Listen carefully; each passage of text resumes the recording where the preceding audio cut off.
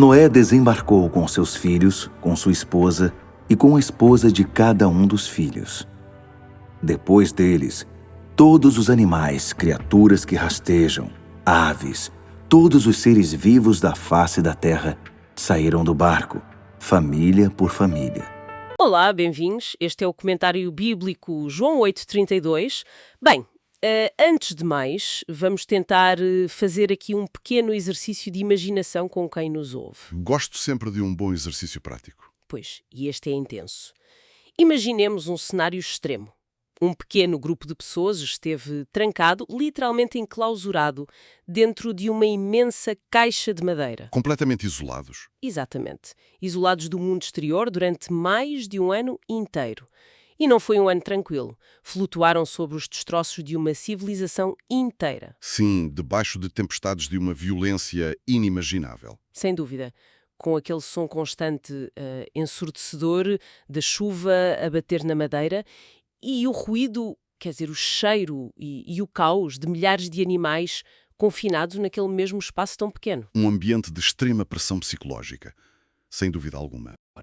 Depois de meses de incerteza, de claustrofobia e depois daquele silêncio aterrador que se instala quando a tempestade finalmente passa, a porta daquela estrutura abre-se. A pergunta é, o que é que esperaríamos ver a seguir? O caos, provavelmente. Pois, pânico, pessoas a correr desesperadas para o exterior, a beijar o chão cheio de lama, a chorar copiosamente de alívio. Animais em debandada total, a fugir para a liberdade. Exato, o salve-se quem puder. Mas, e aqui é que a coisa se torna fascinante para esta nossa exploração de hoje. Se formos ler o texto bíblico com atenção, percebemos que não acontece absolutamente nada disso. Nada mesmo. E o motivo por trás desta ausência de drama, bem, altera profundamente tudo o que julgávamos saber sobre este relato. É um contraste brutal, de facto. Quando nós abordamos a narrativa da Arca de Noé, há uma tendência natural, quase instintiva, para focar a nossa atenção na catástrofe. Pois na água, na destruição. No dilúvio em si, sim, ou então na construção titânica da arca. Mas o momento em que a porta finalmente se abre, e estamos a falar do livro de Gênesis, capítulo 8, versículos 18 e 19, esse momento é frequentemente ignorado. É quase visto como uma formalidade, não é? Exatamente. Passamos os olhos por ali como se fosse apenas uma formalidade burocrática de quem sai do barco. Um mero registro de saída. Mas, para compreendermos a verdadeira magnitude daquele momento, quem nos ouve precisa tentar sentir o peso daquele instante. O peso de olhar para fora e ver que o mundo mudou. Precisamente. A paisagem que aquela família conhecia desapareceu por completo. Não sobrou absolutamente nada. As montanhas, os vales, as cidades, tudo foi apagado. O mundo lá fora é, em todos os sentidos práticos, um planeta alienígena. Vazio, não é? Vazio e totalmente transformado pela água. E por isso mesmo, o instinto humano mais básico perante esse cenário seria sem dúvida o colapso emocional, o caos. E é precisamente por causa disso que hoje vamos dissecar este trecho específico. Porque, à primeira vista, ele parece muito seco e quase logístico, mas esconde ligações literárias e teológicas que são simplesmente fascinantes. Muito profundas, sim. Mas, para entrarmos verdadeiramente nisto, eu tenho de insistir na minha analogia visual. Estava a pensar nisto quando preparávamos este estudo. Se este momento da saída da arca fosse adaptado hoje por um grande realizador de Hollywood, Com um orçamento milionário, os clichês cinematográficos. teríamos a banda sonora a subir de tom com aqueles violinos dramáticos, uma câmara lenta épica, a focar os rostos sujos, as pessoas a cair de joelhos na lama, completamente exaustas por terem sobrevivido a um trauma global. E os animais, como mencionaste há pouco. Sim, os leões e os ursos a correrem desenfreados pelos campos, os pássaros a encherem os céus de forma caótica.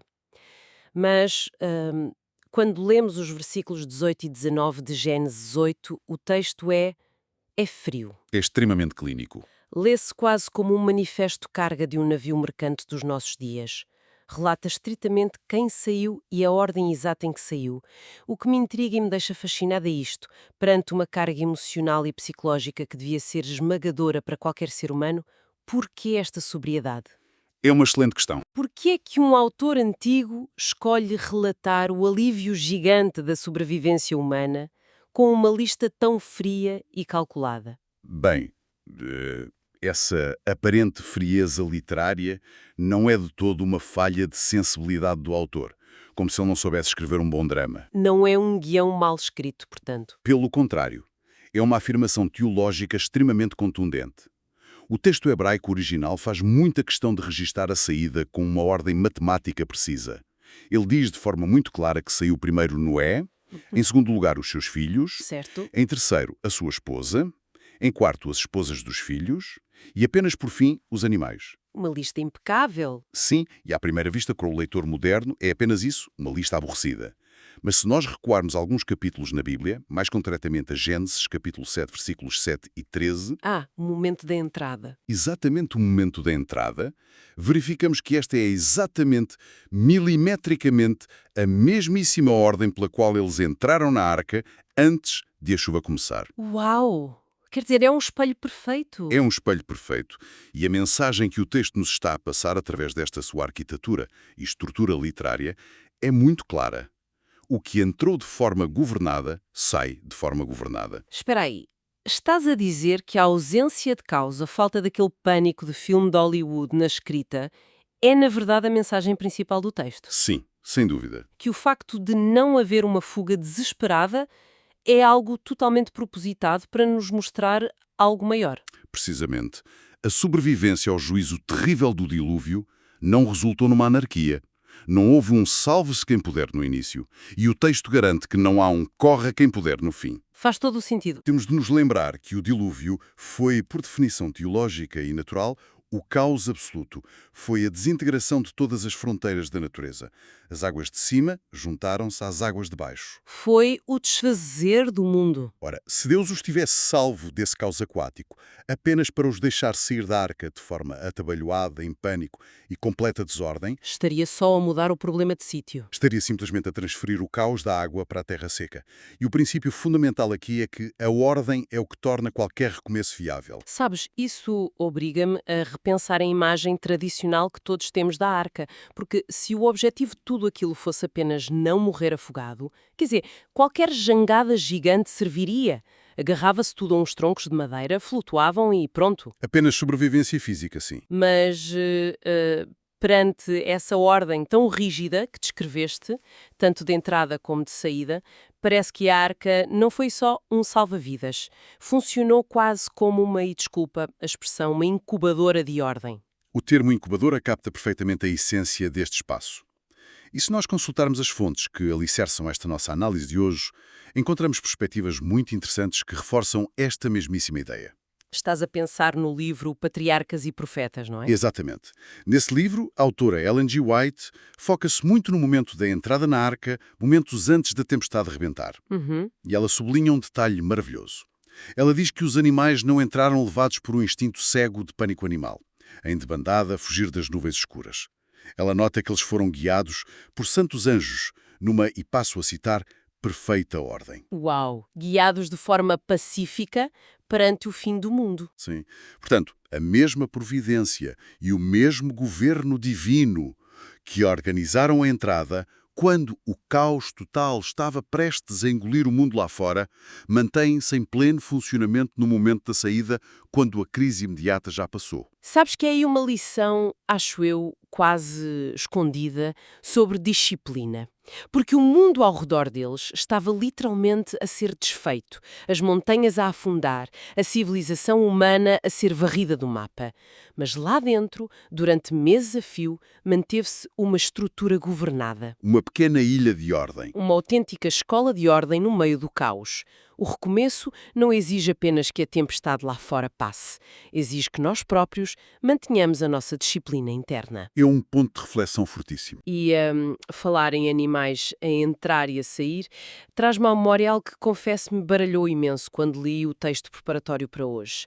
É uma daquelas curiosidades bíblicas que nos passam completamente ao lado a vida inteira, mas que, quando reparamos, levanta imensas questões. Refere-se à forma específica como os animais são descritos na saída. Exatamente isso. Quer dizer, desde os nossos tempos de crianças, talvez, lá nas aulas da escola bíblica, ou através daquelas ilustrações muito coloridas em livros infantis, somos ensinados a olhar para a arca como um gigantesco compêndio biológico. O grande jardim zoológico flutuante. Pois, imaginamos os animais a sair espécie por espécie, categoria por categoria, ou no clássico desfile de 2 a 2. Uma taxonomia zoológica absolutamente perfeita. Sim, essa é a imagem popular. No entanto, e quem nos ouve pode verificar isto, quando lemos o versículo 19 de Gênesis 8, com toda a atenção, reparamos que a linguagem do texto muda de repente. O texto utiliza uma expressão que, na nossa tradução para português, aparece frequentemente como família por família. Sim, é uma tradução literal do hebraico. E é aí que o meu cérebro bloqueia um bocado. Se o hebraico é uma língua tão precisa, tão meticulosa, por que usar uma linguagem que soa à sociologia humana para descrever leões, tartarugas, aves e insetos? Quer dizer, os animais não têm famílias no sentido humano da coisa? Ou têm? Essa é, possivelmente, uma das escolhas vocabulárias mais fascinantes e reveladoras de toda a narrativa do dilúvio. No hebraico bíblico, a expressão que é utilizada aí assenta na raiz da palavra mishpaca. Mishpaca. E o ponto fundamental aqui que temos de descar é que mishpacha não é de todo um termo biológico. Não tem absolutamente nada a ver com espécimes, géneros animais ou ADN. Não é sobre a biologia deles. Não. É uma palavra profundamente sociológica e relacional. No antigo Israel, a palavra mishpacha designa a unidade social básica, o clã. O clã, portanto, um grupo alargado. Para termos uma noção clara, é uma estrutura que é maior do que a casa individual de uma só pessoa, mas é menor do que uma tribo inteira. É um grupo de pertença mútua, de coesão, de aliança e proteção. Ah, tipo as grandes famílias alargadas que vemos nas narrativas antigas. Exatamente. Aliás, é o termo exato que encontramos, por exemplo, nas longas listas genealógicas do Pentateuco usadas para organizar o povo de Israel. E, repentinamente, sem qualquer aviso, o texto sagrado aplica este conceito estritamente humano, este termo de comunidade estruturada, ao reino animal na saída da arca. Mas e pergunto isto de forma provocadora. Isso não é um erro de categoria? Como assim? Quer dizer, ao usar um termo feito para tribos e clãs humanos e aplicá-lo a avestruzes e koalas, o autor não está apenas a romancear a biologia, a dar-lhes características humanas, ou há um propósito mais profundo que nos escapa à primeira leitura? Não há qualquer erro literário ou biológico, garanto. Há sim uma intencionalidade teológica muito profunda. Ao descrever a saída do reino animal usando o termo mishpachá, o texto está a dizer-nos que aquelas criaturas não estão simplesmente a ser despejadas da arca como indivíduos isolados. Não são animais assustados e soltos à própria sorte na selva. Nada disso. Eles não saem como meras amostras genéticas que, por acaso, sobreviveram a uma experiência num laboratório gigante. Eles saem constituídos como unidades reprodutivas organizadas. Saem como equipas. Saem como pequenas comunidades perfeitamente prontas a atuar. E perceber o porquê disto é vital para o resto da história. Eles precisam de estar social e reprodutivamente estruturados, porque assim que as suas patas tocarem na terra úmida e seca daquele novo mundo, têm de cumprir imediatamente o mandato. Ah, o mandato da criação original. A ordem para o frutificai e multiplicai-vos. Exatamente isso. A vida animal, tal como a vida humana, está ali organizada não apenas para conseguir sobreviver aos primeiros dias, que certamente foram muito difíceis no meio de tanto barro e desolação. Claro, sem comida abundante logo ali. Sim, mas o objetivo é prosperar a longo prazo e encher a terra novamente. A coesão da família precede sempre a multiplicação sustentável. É uma visão incrível do reino animal, que não os trata como simples feras movidas por instinto, mas como participantes ativos num grande projeto divino de reconstrução terrestre. Sabes que isso muda tudo na forma como leio este texto. Se eu passar a olhar para os animais a sair, não como um jardim zoológico a ser esvaziado para limpeza, mas como famílias com um propósito gigante, é quase como se estivéssemos a ver o planeta Terra a ser recriado a partir do absoluto zero. E é exatamente o que está a acontecer. o que nos empurra diretamente para a próxima camada desta nossa exploração. E que é, confesso, para mim o ponto literário mais arrebatador deste estudo, que é o paralelismo entre o primeiro capítulo da Bíblia, o próprio relato da criação em Gênesis 1, e este capítulo 8, a saída da arca. Eu gosto de visualizar isto com o mundo do cinema, porque acho que ajuda quem nos ouve a criar uma imagem mental forte. Como assim? Com o mundo do cinema? Pensemos naqueles realizadores famosos que decidem fazer um reboot de uma saga cinematográfica clássica, às vezes décadas depois do filme original. Sim, está muito na moda hoje em dia. Pois está. E para garantirem que os fãs percebem, desde o primeiríssimo segundo no ecrã, que a essência da história original regressou, eles não precisam de colocar um letreiro feio a explicar isto é um recomeço. O que é que eles fazem? Usam referências visuais. Exato. Reutilizam o mesmíssimo ângulo de câmara da obra original. Colocam os novos atores num cenário igual, usam a mesma paleta de cores nostálgica e muitas vezes até repetem a primeira fala do filme antigo. E o espectador atento, ao ver aquele padrão visual, percebe imediatamente a mensagem silenciosa. A história original acabou de recomeçar perante os nossos olhos. Não mais. É esta técnica literária que eu sinto que o autor do texto bíblico está a usar entre o capítulo 1 e o capítulo 8. Não é só mais uma história que segue a outra. É literalmente o mesmo cenário da criação a ser montado outra vez. A tua analogia cinematográfica é muito precisa e capta exatamente o que os académicos e teólogos chamam de arquitetura literária do relato do dilúvio. Arquitetura literária, gosto do termo. Toda a narrativa, do princípio ao fim, foi deliberadamente desenhada pelo autor para invocar, na mente do leitor antigo, a memória de Gênesis 1. Há um teólogo alemão muito respeitado, chamado Gerald von Rad, que elaborou comentários profundos sobre o livro de Gênesis. E ele propõe aqui um conceito brilhante que consta das nossas fontes. O que é que ele propõe? Ele argumenta que a narrativa do dilúvio não descreve apenas uma destruição pura e simples. Ela funciona como uma verdadeira anticrise da criação.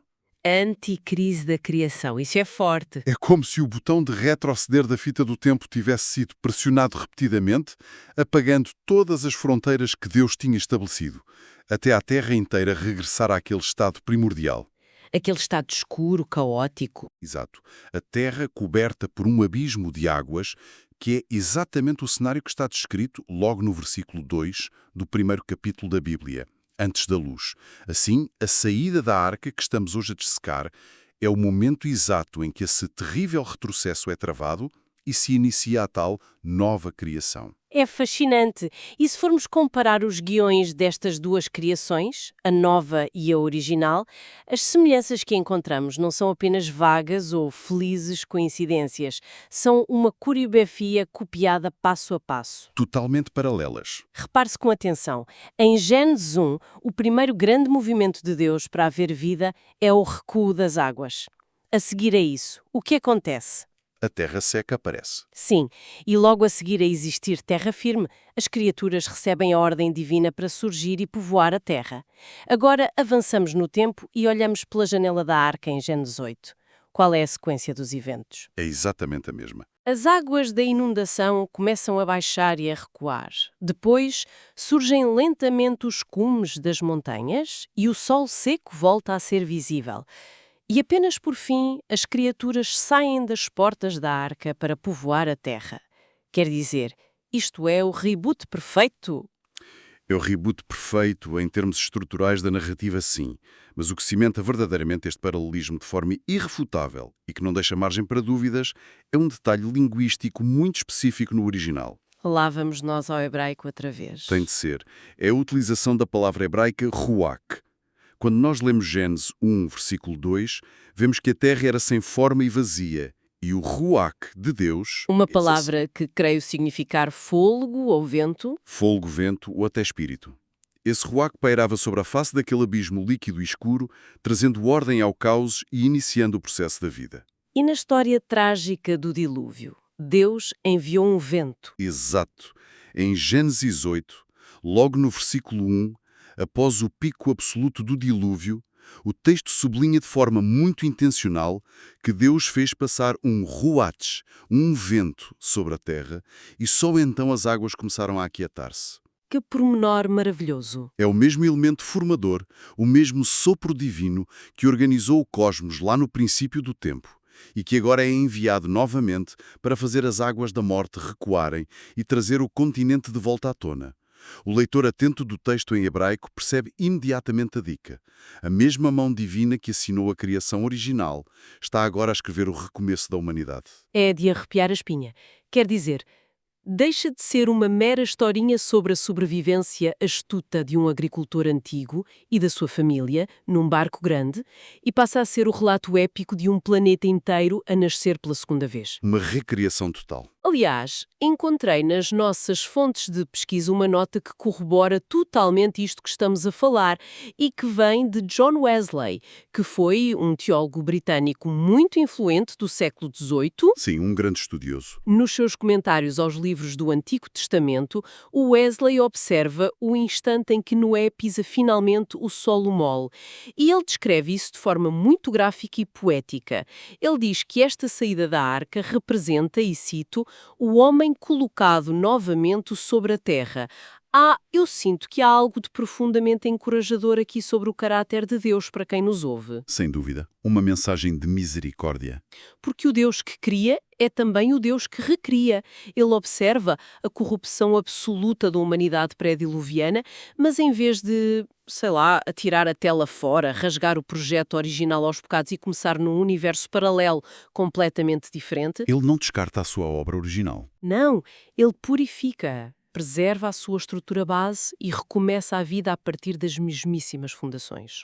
Essa reflexão, baseada no comentário do Wesley, toca, na minha opinião, na verdadeira teologia da esperança desta passagem bíblica.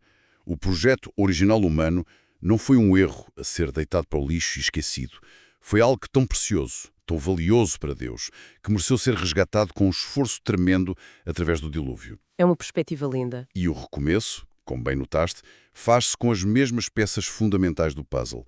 A terra molhada que volta a emergir, as tais famílias de animais organizadas e que lá está, a família humana. É a família humana. E é exatamente aqui, ao falarmos da família humana, que o relato de Gênesis esbarra de frente e com muita força, com algo que pode ser muito desconfortável para a nossa forma moderna de pensar e viver. Porquê desconfortável? Porque a narrativa sublinha intensamente que a salvação, neste recomeço épico, não teve um foco individualista.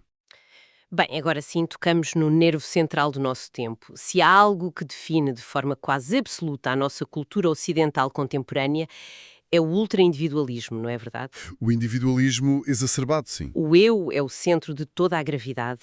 Consumimos diariamente conteúdos focados no sucesso estritamente pessoal. Procuramos em todo o lado a otimização da nossa própria mente, do nosso próprio corpo. Até mesmo no universo espiritual e religioso atual, a narrativa é muitas vezes formatada como um projeto a solo. Sim, os chavões modernos. Exato. Ouvimos coisas como a minha paz interior, o meu destino cósmico, o meu propósito de vida. Parece que hoje em dia olhamos para a salvação ou para o sucesso como um bilhete de comboio nominativo que só tem lugar e só serve para um único passageiro. E a história de Noé contraria isso. Ao dessecar a estrutura deste recomeço com a família de Noé, o texto empurra-nos quase que à força numa direção oposta a tudo isso. A salvação, nesta história em particular, parece ter, não sei como explicar isto de outra forma, parece ter um código postal familiar em vez de um número de cartão de cidadão. Essa metáfora do código postal familiar é brilhante para descrever a mecânica de como o texto está construído. Nós temos de reparar na construção narrativa da passagem. De forma muito deliberada, o texto enumera não apenas o patriarca Noé. Certo. Ele enumera Noé, mas logo a seguir a sua esposa, os seus filhos e as esposas dos seus filhos. A família inteira compõe um núcleo inviolável da sobrevivência humana. E o contraste disto com a nossa mentalidade torna-se ainda mais evidente quando observamos que, ao longo de todas as décadas anteriores à construção da Arca, Deus dialoga essencialmente e quase exclusivamente com um único indivíduo. Sim, foi com Noé que ele falou. É Noé que recebe a chamada divina. O texto diz especificamente que Deus viu a justiça e a integridade de Noé no meio de toda aquela geração que estava corrompida. Portanto, o ponto de partida é de facto o indivíduo. Certo. O mérito, ou a fé, se lhe quisermos chamar assim, estava focada num só homem. A integridade que chamou a atenção de Deus era a de Noé, mas o prémio dessa integridade, por assim dizer, não foi usufruído apenas por ele, de forma egoísta. Exatamente. A justificação perante Deus era individual. Mas o fruto direto dessa justificação, a imensa estrutura de salvação que dela derivou, foi totalmente coletiva, focada no seu agregado familiar. Fascinante. O autor bíblico faz-nos entender que a arca não foi desenhada e construída durante anos a fio apenas para que Noé se abrigasse sozinho, como se fosse uma medalha ou uma recompensa pessoal isolada. Ela foi construída por causa de Noé, sim, mas com o propósito claro de salvar todos aqueles que estavam debaixo do seu teto. Quer tivessem eles o mesmo nível de fé heroica e integridade de Noé, quer não. Exatamente. Eles foram resgatados pela estrutura que ele construiu. Sabes, isso faz-me pensar, e perdoa-me mais uma analogia, mas é como o meu cérebro funciona. Faz-me pensar num guarda-chuva gigante no meio de uma tempestade torrencial de inverno. Estou a ver a imagem. Imagina que só uma pessoa, numa rua inteira e muito movimentada, teve a prudência e a visão de trazer um guarda-chuva robusto. E abre-o. Quando a chuva forte cai, aquela pessoa naturalmente está seca. Mas quem quer que se encoste a ela, quem se abrigar debaixo daquela proteção geométrica, também não se vai molhar. É uma excelente imagem visual. E não se molham não porque abriram o próprio guarda-chuva, porque não o tinham, mas sim porque beneficiam diretamente da ação prudente daquele que o fez. É quase como se a retidão moral de Noé não fosse apenas um colete salva-vidas pessoal, fininho, mas sim uma enorme tenda de proteção que se expandiu e garantiu de forma estrutural o futuro daqueles que lhe eram mais próximos. O que nos leva a uma implicação fantástica sobre o conceito bíblico de liderança familiar e de verdadeira responsabilidade perante os outros. O comportamento do indivíduo, seja ele qual for, gera sempre ondas de choque no ecossistema ao seu redor. Ondas de choque positivas ou negativas, não é? Neste caso, altamente positivas. Antes de Noé ter sequer tocado num serrote ou num martelo para construir a estrutura física da arca em madeira de gôfar, ele já tinha passado décadas a construir uma estrutura invisível de obediência e integridade na sua própria vida diária. A tal estrutura que falávamos. Sim. Foi essa estrutura invisível de caráter, constante, que depois se materializou num refúgio tangível e gigantesco capaz de suportar as águas mortais do dilúvio. Quando eles saem da arca, no versículo 18, eles saem como uma unidade estrutural e familiar, provando que a família, para a narrativa bíblica, não é apenas um mero acidente biológico ou sociológico. É algo muito mais desenhado. É a própria unidade escolhida por Deus para transportar a esperança da humanidade de uma era destruída para uma nova era. Impressionante. É realmente fascinante observar como um par de versículos que à primeira vista parecem, quer dizer, apenas uma contagem um bocado aborrecida do desembarque de um navio antigo e poeirento, nos conseguem oferecer lições tão colossais. A riqueza do texto bíblico é inesgotável. Ao longo desta nossa exploração de hoje, penso que desenterramos mesmo as fundações profundas deste evento histórico.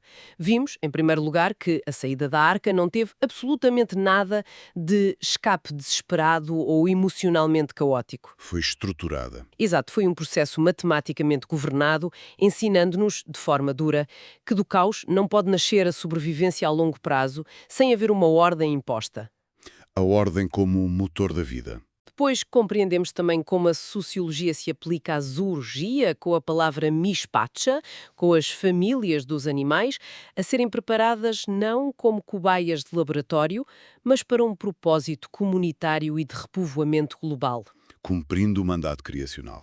Também contemplamos a arquitetura sublime, a tal arquitetura literária do texto hebraico, onde o recuo das águas e o sopro maravilhoso do vento, o ruach, funcionam como um eco direto e inegável do princípio da criação. O paralelismo perfeito de Gênesis 1. Que nos revela, no fundo, a teologia de um Deus que se recusa simplesmente a desistir da sua obra e da humanidade. E, finalmente, percebemos que, perante a mais terrível das crises globais, o modelo de preservação divina não foi o individualismo que tanto adoramos hoje, mas assentou numa arquitetura estritamente familiar, onde a obediência estrutural de um só homem serviu de abrigo a muitos. É, sem dúvida alguma, uma síntese que reflete muito bem a densidade e o peso de todo o texto que dissecamos. E, caminhando agora para o nosso encerramento, eu gostaria de partilhar com quem nos ouve uma última nota reflexiva que, aliás, foi extraída diretamente da meditação indicada nas fontes deste nosso estudo. Força, o que nos diz essa meditação? A grande verdade prática que esta passagem milenar nos deixa é que após a desolação e a perda, o autêntico recomeço de vida inicia sempre com obediência, alinhamento e estrutura. E nunca com o caos. E nunca com uma improvisação ansiosa ou atabalhoada. Dentro da arca, e temos de nos lembrar disto, durante quase um ano viveu-se quase sempre no escuro, num ambiente extremamente confinado, de sujeição silenciosa e obediência diária a rotinas pesadas. Imagino que cuidar daqueles animais todos não tenha sido fácil. Um trabalho monumental. E a grande lição que retiramos daqui é esta. Quando a crise finalmente passa lá fora e a porta se abre, é a maneira como nós fomos estruturados no silêncio e no aperto que vai determinar a forma e a eficácia com que vamos caminhar lá fora, sob a luz do sol, naquele novo mundo. Uau! A estrutura não se improvisa na hora da saída. Exatamente. A estrutura treina-se de forma árdua durante a tempestade. Olha, isso é profundamente desafiador para a nossa realidade atual e não podia concordar mais. E é precisamente com base nessa ideia fantástica que eu lanço um último desafio. Um pensamento provocador para todos os que nos ouvem, para poderem refletir tranquilamente no vosso próprio dia-a-dia. Um bom desafio é sempre bem-vindo. Quando nós olhamos para a nossa sociedade atual, é muito fácil sentir que estamos, metaforicamente falando, a passar por pequenos dilúvios constantes. Dilúvios diários. Sim, inundações gigantescas de incerteza económica, tempestades violentas de crises de valores, chuvas torrenciais de ansiedade e uma perda total de referências sólidas. Perante tudo isto que nos afoga, a questão que fica é: que tipo de obediência e integridade silenciosa estamos nós, cada um de nós, a construir quando ninguém nos vê? Essa é a grande questão. Será que as fundações de fidelidade e disciplina que nós cultivamos hoje, em privado, lá no escuro da arca, terão a robustez necessária para, amanhã, servirem de verdadeira arca, de abrigo firme para a nossa própria família, para aqueles que dependem diretamente de nós, quando a tempestade abater com força sobre o telhado? Fica a pergunta no ar. Fica aqui esta reflexão profunda sobre o nosso papel como construtores de abrigos num mundo que parece cada vez mais líquido e incerto. E assim chegamos ao fim de mais esta nossa análise aprofundada. Desejo muito sinceramente que esta perspectiva vos traga ainda mais significado à forma como leem e estudam estes textos imemoriais, que de forma incrível não deixam de moldar as nossas questões mais modernas e urgentes. Um abraço para todos, boas reflexões ao longo da semana e encontramos-nos na nossa próxima exploração.